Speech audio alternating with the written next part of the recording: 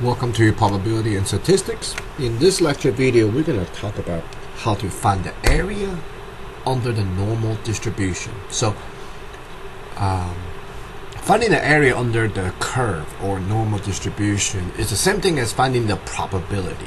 Okay, so since the normal distribution is a continuous distribution, we will actually deal with intervals rather than at a single point. So what I mean is, when we're trying to find the probability, we will look at chunks of area at a time. Alright? So there are two ways we can go about doing this. Okay, either go by the table or by the calculator. So how do I find the area under the curve, under the normal curve? What we're going to do is standardize our axis, okay, by finding the z-score first. Then we can look it up in the table or calculator. So I will show you how to do both ways, but my focus will be mainly on the calculator. Alright, so if we want to do it by hand, okay, that means look it up in the table. The area is always referring to the left of the z-score. Okay, the area is always referring to the left of the z-score. So if I want to find the probability, okay, under the curve at a certain z-score, alright, so whatever I'm looking up on the table, that answer is the area to the left of that z-score I'm going to look at. So if I want to find the probability on the area under the curve that is to the right, if I want to look it up to the right, alright, then what I can do is find the area to the left and 1 minus the area to the left. That will give me the area to the right. Okay, using the complement rule basically. Alright, because the table we're going to look up only give me area to the left. So if I want to find the area to the right, I will subtract it from 1, the 100%. If I got to find the area that is in between two z-score, then what I can do is find the area to the left of the bigger z-score. Bigger z-score simply means that z-score to the left will contains more area. Okay. So once I look up the z-score that contains more area to the left, then I'm going to look up the other z-score that contains a little bit less area to the left. So I got area to the left of z1, area to the left of z2. So if I will subtract them, then that will give me the area in between. Alright. Now if I want to find the area to the right or left of the two same z-score, it just one of them is positive, one of them is negative. It's negative here on the left because it's below the mean. Then all I need to do is look up the area to the left of one z-score, because the one on the right will be exactly the same amount, because since the two z-score, okay, well, since the normal distribution is symmetric. So let's say if this z-score is -1, the other one is +1, then all I gotta do is look up one of them and the other one will be the same thing. Now, what if the two z-score is different? Well, the one on the left, the z-score on the left, I will look it up that from the table, and that will be my answer. Then for the one on the right, I have to look up in the table, give me the area to the left, then I gotta subtract from 1. That will give me the area to the right of it. Okay, so that's how we do it by hand. Okay, that's how we do it by hand. Alright, now if I want to use a graphing calculator to do this, okay, which is actually a lot easier, we will go back to second vars like we've done before with the binomial, which is distribution, and we're going to look for number 2 called normal CDF. So again, CDF means cumulative. Cumulative means starting from the left. Okay, that's the idea, accumulating. Alright. If you want to use a calculator to do this, you got to memorize this. Your lower bound is the first number go in, then the upper bound, comma, the mean, and the standard deviation. So if there is no lower bound, we're going to enter negative 1e99. What that means is, for this, so let's pretend this is this z-score is a negative 1. Okay. Alright. The area to the left actually never ends. The curve never actually touch the x-axis here. It never touches the z-axis, excuse me. So that means I don't have a lower bound. Okay, this curve will continuously stay right above the z-axis, going to negative infinity. Alright, so the negative 1e99 that I will type in if I have no lower bound is referring to the negative infinity. So if there is no upper bound, okay, that means this area will keep on going to the right. So if there is no upper bound, I need to type in the infinity. And to demonstrate infinity, that will be 1e99. E means times 10 to the 99 power. Okay.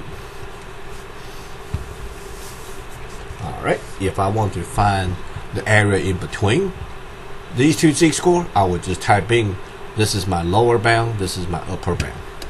Alright, so check it out, okay?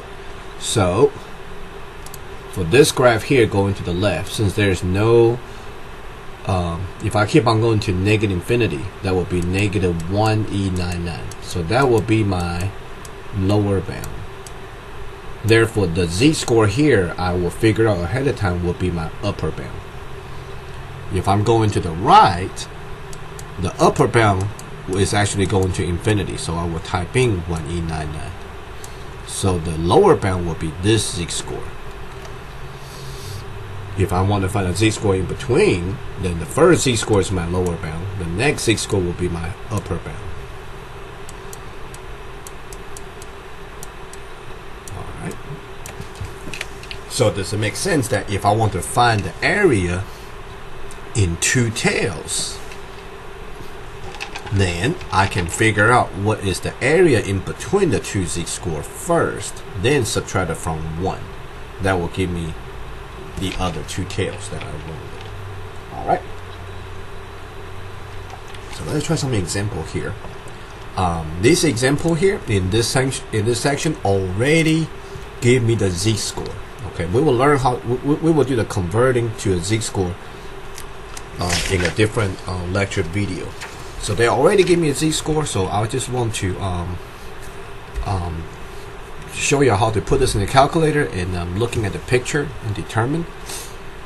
So find the area under the standard normal curve to the left. So here's the wording. Gotta find the area to the left of that z-score. Alright, so what that means is, I'm gonna erase all this, okay? To the left of that one particular z-score,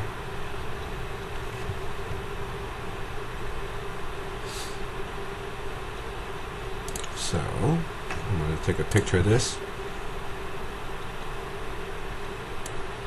Alright, area to the left.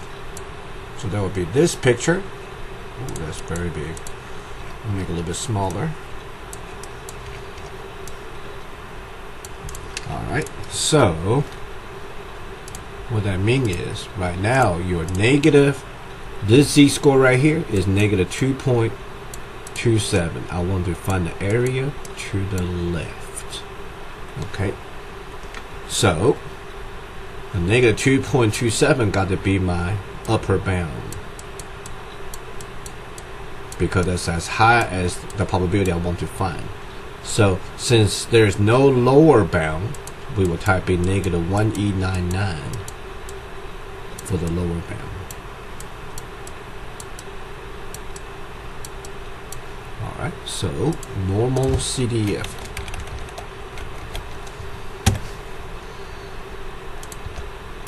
Lower bound, negative 1. E is right above the comma. The EE means my times the 10. So second comma, E99, comma, upper bound, negative 2.27, comma, 0 is the mean, comma, standard deviation under the Z, under the standard normal is 1 at a time. And there you go. 4 decimal place for probability, 0.0116.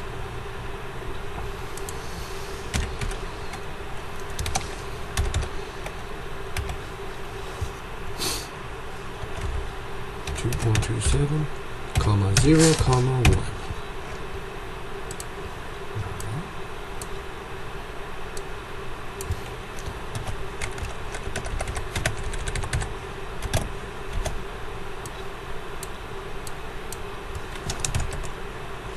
0.0116. Okay, that's all we do. That's all we do. All right.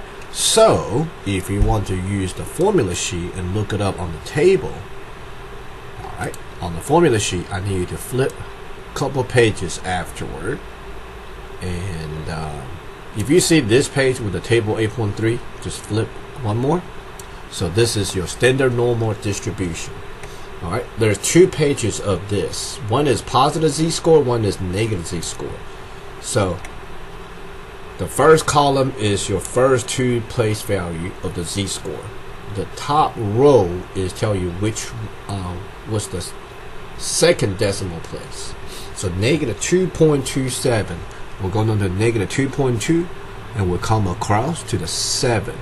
So don't let me lose track now.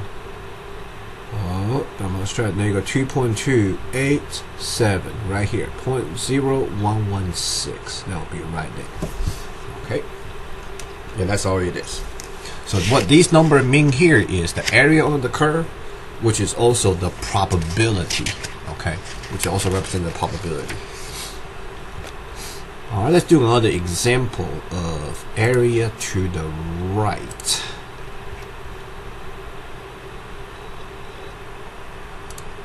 All right, find the area to the right of 2.38. So if you really think back on the empirical rule, okay, anything outside the anything outside the 2 standard deviation, okay, is actually going to be real small, because 2 standard deviation covers 95% of data.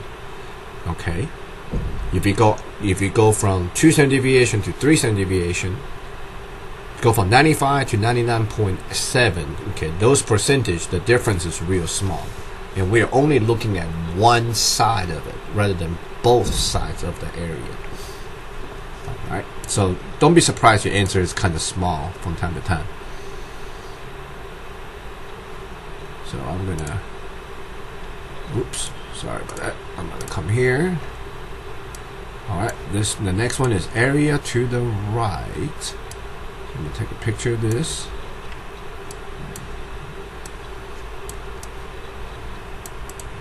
Alright, area to the right. So right now my 2.38 z-score is right here. I want to find the area to the right. So the 2.38 got to be my lower bound. Okay, because this is where the z-score begins. Need to go to the right. How right do I go? To infinity, which is using 1e99.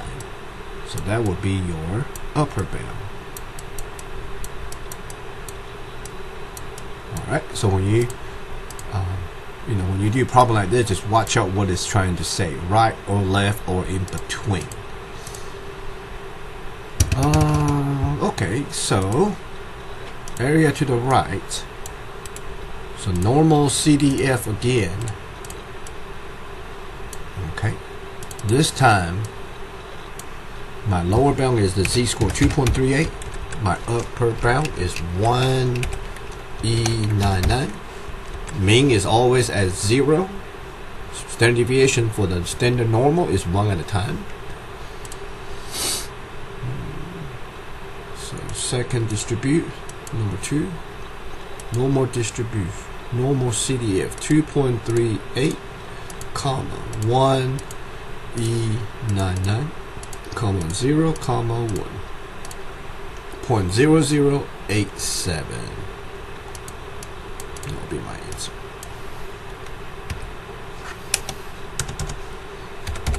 Okay, so this much area is 0.0087. Alright, so let me do this real quick with you. Okay, I'm going to go back to the empirical rule, which I believe was in 3.2, something like that. Either 3.2 or 3.3. 3.2, I believe.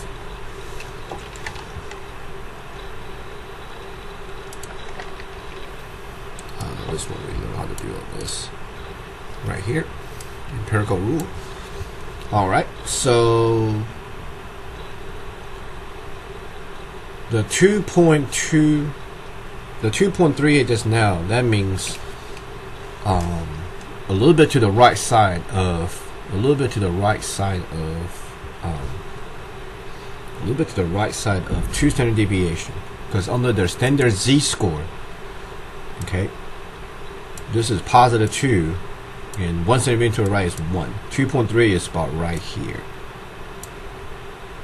Alright, so my answer was kind of small because this whole entire area, okay, this whole entire area is about 2.4%. So for the 2.38, which is between 2 and the 3, so go from this spot all the way to the right, how much area is that? And our answer shows it's only about 0.0087. Okay, real small. Okay, so 95%. Okay, 95%. We think 95%. So outside of 95% to 99.7. If you just do the math real quick, 99.7 minus the 95, that'll give me 4.7. Divide that by 2. So that's 2.35. From 2 all the way to the right is 2.35. Excuse me. Yeah. 2.35%, which is 0.0235. Alright, so that's why our answer is so small, because, you know, 2.3 is already bigger than, alright, 2. So, of course, the area is not as big. Alrighty. Find the area under the standard normal curve between the 2z score, negative, excuse me, 0.19 to 2.18. So I'm looking for the area in between. So I don't want to do this stuff by hand, because by hand will require me to do extra stuff in my calculator, which, you know, sometimes it's not hard, it's just making more work. So I normally do this in a calculator, more straightforward. Alright, so the 0.19 got to be the first one. Well, 0.19 is actually going to be to the right of the 0. So I'm not going to use this graph. I'm actually going to use this one. Where was it? There's another curve I saw earlier. I think it's back in 6.1, the first page. I'll just use this one instead.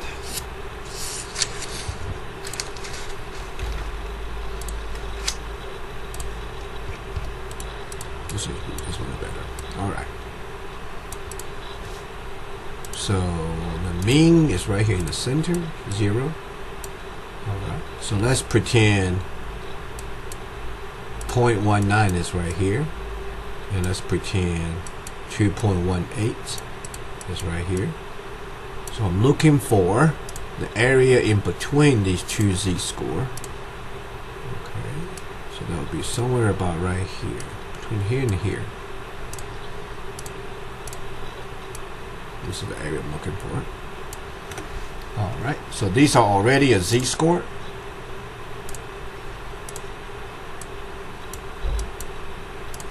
So in between, the 0.19 got to be my lower bound. 2.18 got to be the upper bound. So how much area is here, or how much probability is here? So lower bound,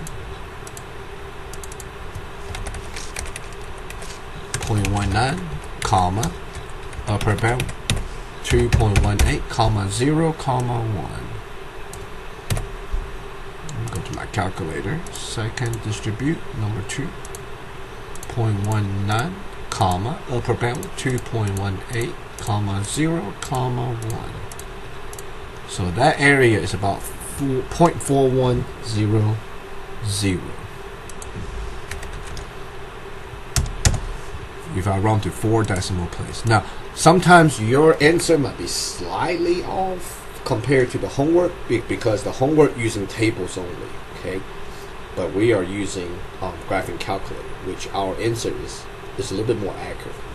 All these probability, all these answers from the table is actually rounded value. So ours is slightly more accurate. All right.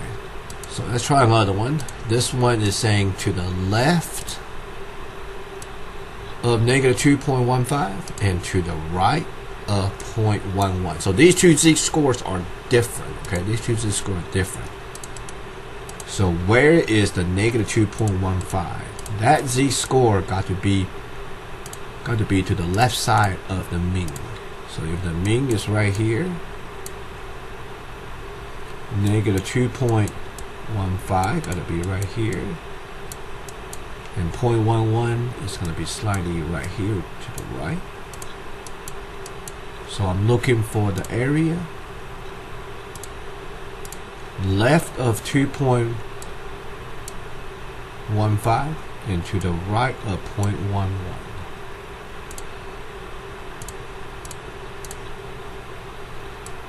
Okay, this area and this area right here.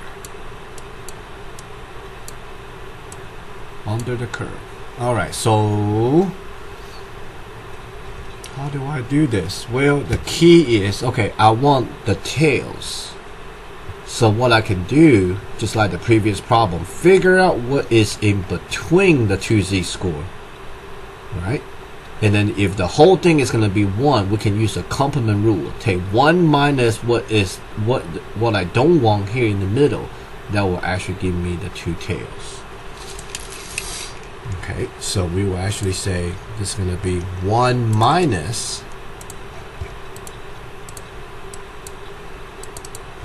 1 minus what I don't want, which is a normal CDF from -2.15 to the 0.11.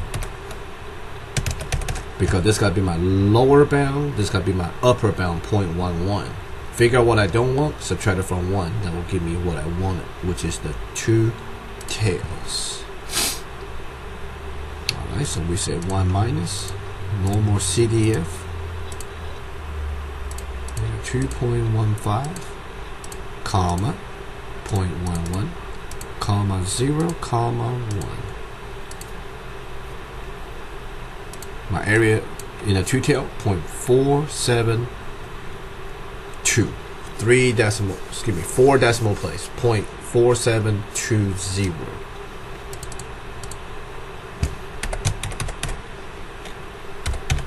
Okay. Alright, so real quick, using these pictures, show you how to find the area under the curve. Okay, so in the next lecture video, alright, then instead of the problem give you the z-score, they're gonna give you the random variable x, where we can actually convert them into z-score like we did in chapter 6 over here. Okay, so we basically started with a problem like this, and once I find the z-score, then I can actually find the area under the curve after that. Alright, so these chapter 6 is kind of like staggering, teach you a little thing at a time, a little bit at a time. Okay, eventually it will be, build yourself up into the whole problem. Alrighty, so remember now, the 6.1 is showing you how to convert to z-score. 6.2 is showing you how to find the area under the curve. Then if we put the two together, that will be this lecture video 6.3. Alright, so that will conclude our lecture video presentation. Thank you.